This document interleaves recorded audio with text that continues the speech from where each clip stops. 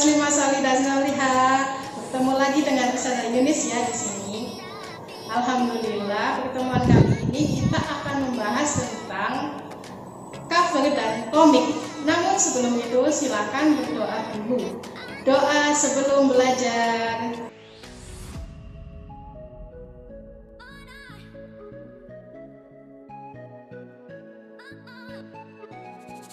Amin. Alhamdulillah, jazakumullah ya anak soleh dan soleha sudah berdoa dengan khusyuk.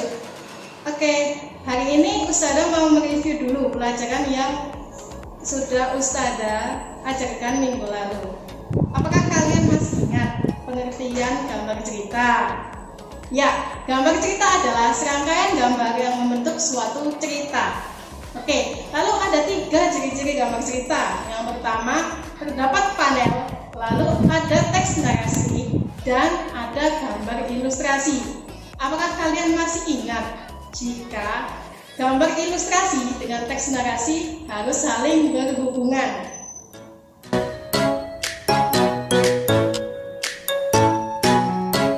Oke, kita akan belajar dulu materi yang pertama. Apa yang kamu pikirkan jika melihat buku-buku ini? Ya, di bagian buku depan ini terdapat cover ya. Atau cover bisa diartikan dengan sampul buku atau bagian terluar dari buku yang terdiri atas 2 sisi, yaitu depan dan belakang.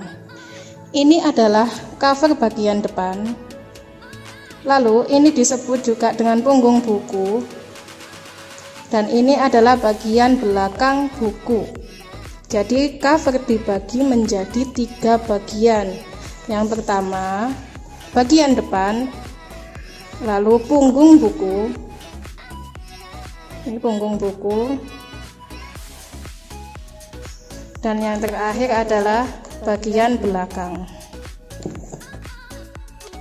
Lalu kira-kira apa sih fungsi cover? Cover merupakan sampul buku ya, sudah kita pelajari dari awal. Fungsi cover yaitu yang pertama menjelaskan keseluruhan isi buku. Lalu yang kedua menarik minat pembaca. Jika covernya bagus, maka kamu pasti akan tertarik kan untuk membeli buku tersebut. Dan tentunya saja, pasti kalian akan kepo dengan isinya. Ada yang tahu nggak apa fungsi punggung buku atau punggung cover ini? Nah, ini ya punggung cover ya. Ini punggung atau punggung buku. Fungsinya yang pertama untuk melindungi ketebalan buku ini. Lalu yang kedua adalah memudahkan kita untuk mencari buku. Contohnya seperti ini. Seperti yang sudah kalian lihat, ini adalah kumpulan buku-buku Ustazah yang sudah Ustazah susun secara rapi.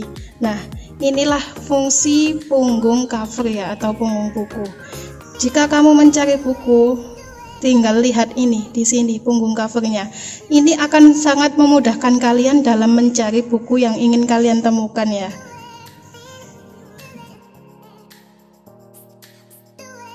Lalu pada sebuah cover terdapat unsur-unsur. Apa saja unsur-unsur cover? Ayo kita teliti satu persatu. Yang pertama yaitu judul. Pemilihan judul harus dengan huruf yang menarik ya, dan warna yang mencolok agar terlihat menarik untuk pembaca. Lalu yang kedua adalah kalimat penjelas judul yang singkat dan mudah dipahami seperti ini. Nah, lalu yang ketiga terdapat nama penulis. Nama penulis biasanya di sisi bagian atas ini.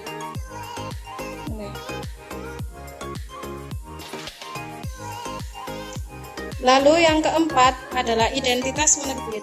Identitas penerbit pada sebelah sini atau di balik belakang sisi cover ini. Identitas penerbit. Yang kelima, gambar ilustrasi yang menarik dan sesuai dengan isi buku. Nah, ini merupakan buku matematika SPS, jadi gambar ilustrasi harus sesuai dengan judulnya atau sesuai dengan isinya juga ya, karena gambar ilustrasi ini mendukung sebuah bacaan, jadi harus sesuai dengan isi. Lalu yang keenam, terdapat sinopsis atau ringkasan di bagian belakang buku. Nah, biasanya kamu temukan di sini. Biasanya kan kalau mau membeli buku, jika ingin tahu sedikit gambarannya itu ya, sedikit gambaran bukunya, kalian bisa membaca sinopsis ini. Dan yang ketujuh atau yang terakhir adalah identitas pada punggung buku. Ini terdapat judulnya, lalu keterangan atau isi penjelas ya, dan nama penulisnya di sini. Ini.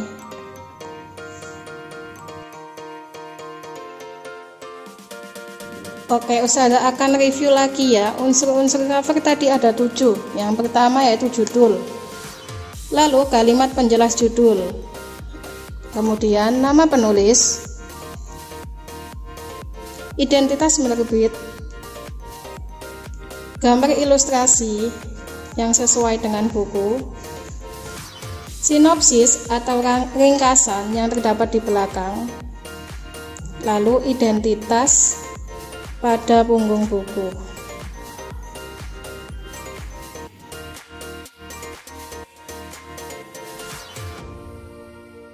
Setelah belajar unsur-unsur cover, sekarang kita belajar tentang macam desain cover ya. Coba kamu amati dua buku ini, cari perbedaannya. Ya, ada dua macam jenis cover ya, atau desain cover. Yang pertama, cover dengan latar belakang putih dan tulisan sederhana. Contohnya seperti ini bukunya. Ini adalah contoh dari desain cover yang pertama. Ciri-cirinya yaitu berlatar belakang berwarna putih seperti ini, lalu desain sederhana dan masih terdapat banyak ruang kosong. Dan yang ketiga, ciri-cirinya yaitu biasanya hanya berisikan judul, nama pengarang, dan nama penerbit saja. Jadi itu ya, tidak ada, atau mungkin ada gambar ilustrasinya tapi cuma sedikit. Yang dia tonjolkan adalah judulnya dengan berlatar belakang putih. Lalu jenis cover yang kedua adalah cover dengan desain penuh warna dan gambar seperti ini. Nah, banyak ya bukumu yang seperti ini ya, sering kamu jumpai dalam kehidupan sehari-hari. Cover ini memiliki ciri-ciri yang pertama yaitu terdapat gambar ilustrasi yang menarik. Ini gambarnya. Ingat ya, gambar harus sesuai dengan isi bukunya. Yang pertama, terdapat gambar ilustrasi yang menarik. Lalu yang kedua, disajikan dengan permainan warna yang mencolok dan bermacam-macam. Nah, di sini kan banyak sekali warna-warnanya bermacam-macam. Nah, ini menggunakan banyak warna ya. Lalu yang ketiga, desain terlihat lebih menarik dan modern atau kekinian seperti ini jadinya. Nah, ini adalah jenis cover yang kedua atau jenis cover dengan desain penuh warna dan gambar. Nah, sekarang kalian sudah tahu kan dua jenis cover buku, desain cover buku. Ini yang desain berlatar belakang putih dan tulisan sederhana, dan yang ini adalah desain penuh warna dan gambar. Oke. Kamu juga dapat melihat contohnya di motik halaman 53 ya. Di situ sudah ada contohnya.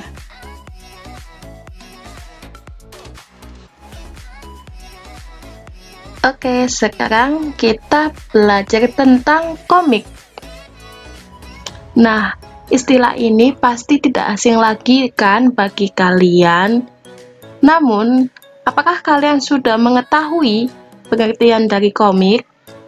Komik adalah bentuk seni yang menggunakan gambar tidak bergerak dan disusun hingga membentuk suatu cerita. Lalu, apa kamu tahu apa saja unsur-unsur yang ada di dalam komik? Oke, kita bahas satu persatu ya. Yang pertama, yaitu gambar. Lalu yang kedua adalah teks. Dan yang ketiga adalah frame atau biasa kamu sebut dengan bingkai. Coba cek dan perhatikan komik berikut ini. Ayo, tebak apakah sudah memenuhi semua unsur-unsur komik?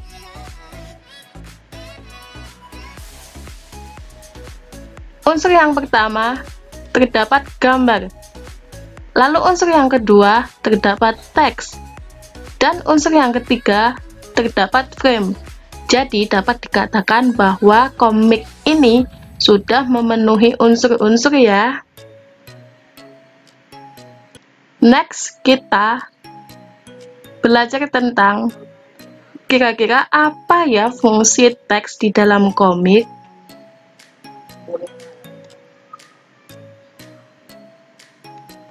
Teks pada komik berfungsi untuk menjelaskan suatu gambar. Teks pada komik juga berfungsi untuk memudahkan pembaca dalam memahami alur cerita. Nah, coba perhatikan gambar ini, pasti sudah tidak asing ya. Ini semua disebut dengan balon kata. Pada komik, teks dalam komik biasanya terletak di dalam balon kata kan. Nah, ini Ustazah sudah punya beberapa contoh balon kata yang biasa kamu jumpai di komik. Lanjut, kita belajar tentang ciri-ciri komik. Apa saja sih ciri-ciri komik? Yang pertama, hadir untuk menyampaikan cerita. Pesan dan informasi disampaikan dengan menggunakan teks dan gambar. Lalu yang kedua, proporsional. Proporsional artinya seimbang. Komik harus berisikan gambar dan teks yang seimbang ya. Mengapa demikian? Agar pembaca seolah-olah mengalami kejadian tersebut. Dan yang ketiga, komik menggunakan bahasa percakapan. Mengapa harus bahasa percakapan? Karena bahasa percakapan adalah bahasa yang kita gunakan dalam sehari-hari, sehingga pembaca mudah memahaminya. Lanjut, yang keempat yaitu biasanya bersifat kepahlawanan. Isi cerita komik akan membuat pembaca memiliki rasa atau sikap kepahlawanan. Jadi, setiap komik pasti ada pesan sendiri ya. Ada pesan dalam kehidupan sehari-hari kita. Lalu yang ketiga adalah penggambaran watak secara sederhana. Penggambaran watak dalam komik disajikan secara sederhana. Tujuannya agar pembaca mudah memahami isi cerita. Karena orang yang biasanya baca komik itu kan mencari hiburan ya, bukan mencari pusing. Lalu yang keenam, menyediakan humor. Komik menyediakan humor sehingga akan membuat pembaca merasa terhibur dan tertawa. Humor yang disajikan pun harus mudah dipahami. Dan biasanya humor yang disajikan yaitu hal-hal atau kejadian lucu yang sering terjadi di sekitar kita.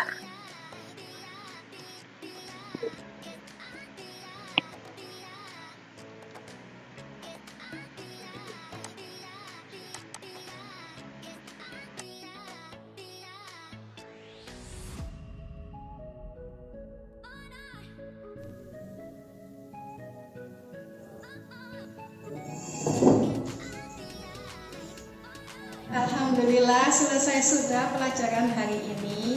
Jazakumullah ya anak solih dan solihah sudah menyimak pusara dengan baik. Sampai bertemu di pembelajaran berikutnya. Assalamualaikum.